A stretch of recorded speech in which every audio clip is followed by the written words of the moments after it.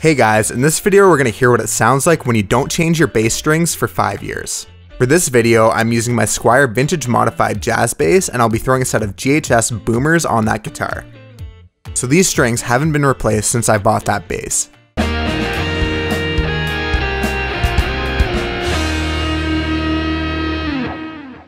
As I mentioned, I'm using a Squier vintage modified jazz bass with stock strings.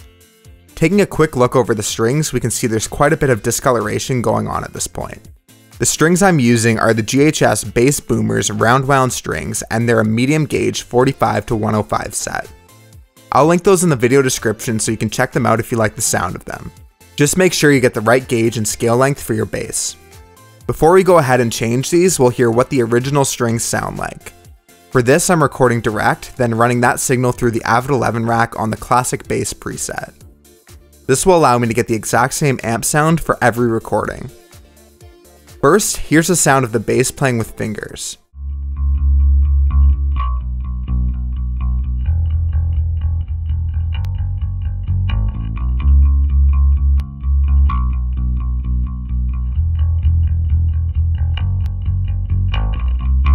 And here it is played with a pick. Both of these sound fairly dull and lifeless at this point. There's not much attack, even with the pick. Depending on the style of music you create, this might work for you. The bass doesn't stand out much, and it can provide some nice bottom end, but it just seems to be missing something. Now I'll quickly change the strings. When I do this, I try to avoid cutting the strings, just in case one breaks. That way I'm not missing one until I have a chance to get another set. This is also a good opportunity to clean off any dust on the body under the strings and on the bridge. At the same time, I'll also clean the grime off the fretboard. This bass isn't too bad considering how long it's been. I'm just using Ernie Ball guitar polish for all this, and I'll link that below.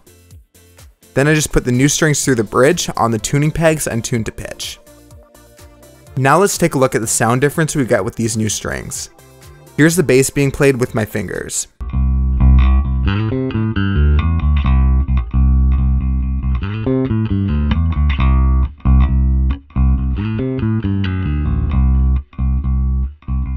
And once again, here's the sound with the pick.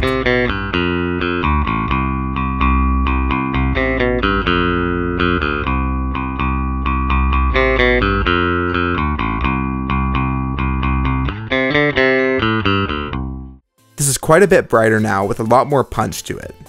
I find the sound a lot more fun to play with, and it breaks through a mix a lot easier. So if you're having trouble getting your bass to come through a mix, this is something you could try out.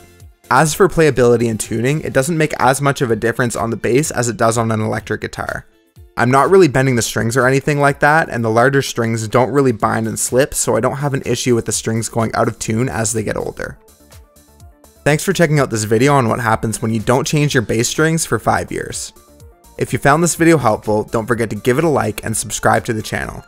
I've also linked to all the products featured in this video in the description so you can check those out, as well as our social media links to see more of our new content.